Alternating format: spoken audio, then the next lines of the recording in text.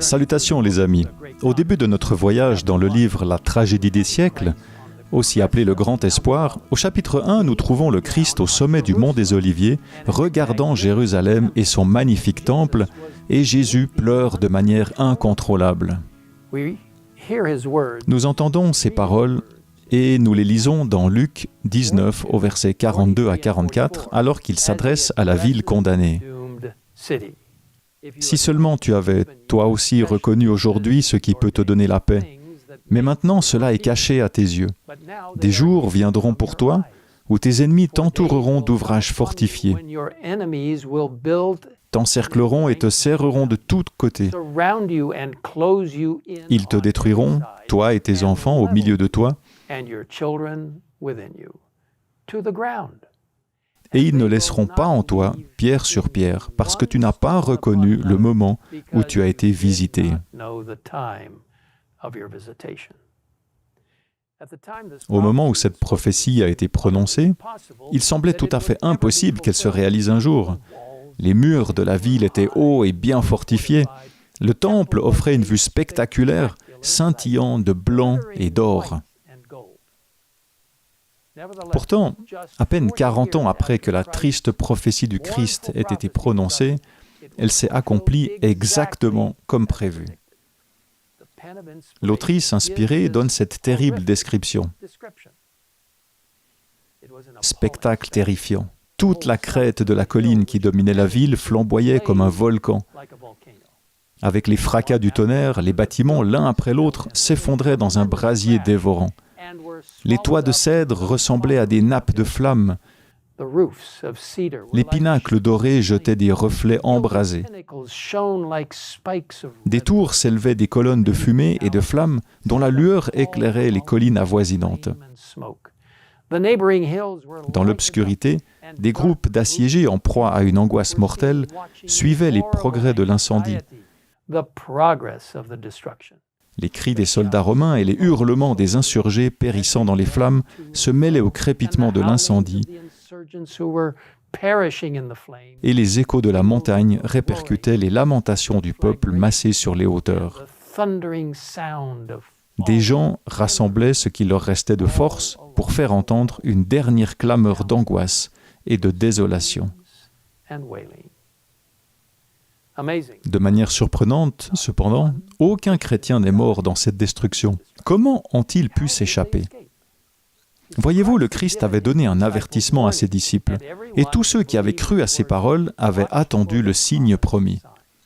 Il a dit, « Lorsque vous verrez Jérusalem encerclée par des armées, sachez que sa destruction est proche.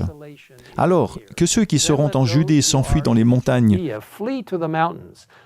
que ceux qui seront à l'intérieur de Jérusalem en sortent, et que ceux qui seront dans les champs n'entrent pas dans la ville. »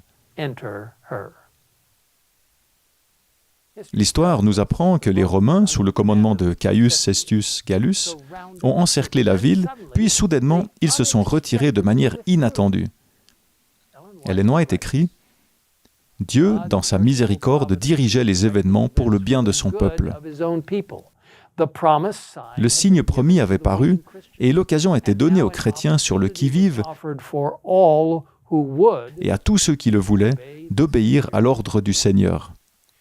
Lorsque les Romains sont revenus sous le commandement de Titus, tous ceux qui avaient entendu l'avertissement du Sauveur avaient déjà fui.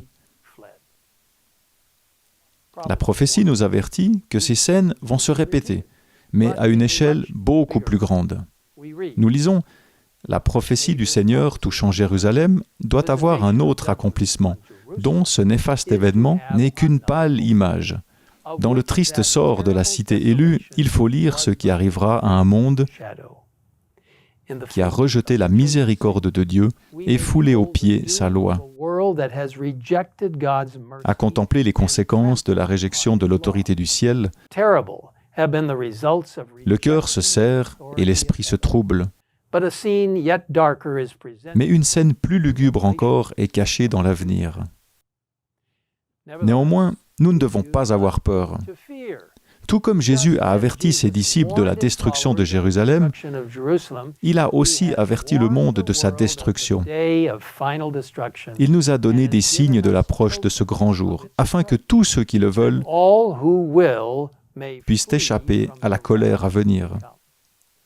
Comme le peuple de Dieu a été délivré de la destruction de Jérusalem, son peuple, ceux qui écoutent et obéissent à sa voix aujourd'hui, sera sauvé de la destruction à venir. Mes chers amis, voyez-vous les signes de son retour? Croyez-vous que la fin est proche?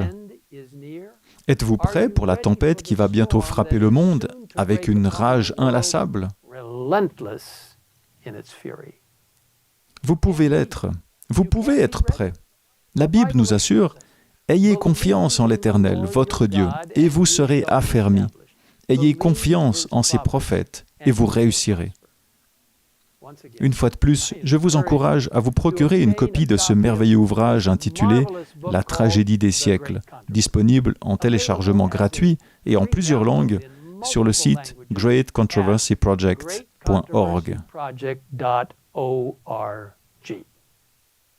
Que le Seigneur vous bénisse et vous guide pendant que vous lisez ce livre dans la prière.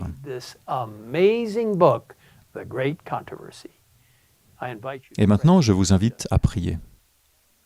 Père Céleste, bénis les milliers, les millions de personnes qui liront le livre « La tragédie des siècles ». Un livre que tu as inspiré, un livre qui nous permet de comprendre la façon dont tu as conduit ton peuple depuis les débuts du christianisme jusqu'à une époque dans laquelle nous vivons maintenant et dans un avenir très proche, juste avant le retour de Jésus.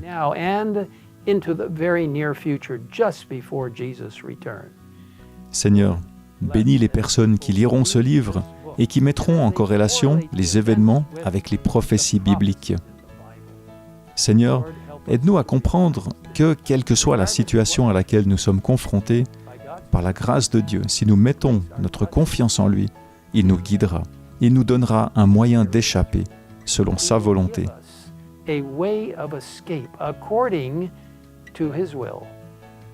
Seigneur, merci pour les messages prophétiques contenus dans les livres de Daniel et de l'Apocalypse. Et merci pour le livre « La tragédie des siècles ». Bénis ceux qui lisent ces mots et qu'ils soient inspirés à partager avec d'autres la promesse du retour imminent de Jésus. Nous te le demandons au nom de Jésus. Amen.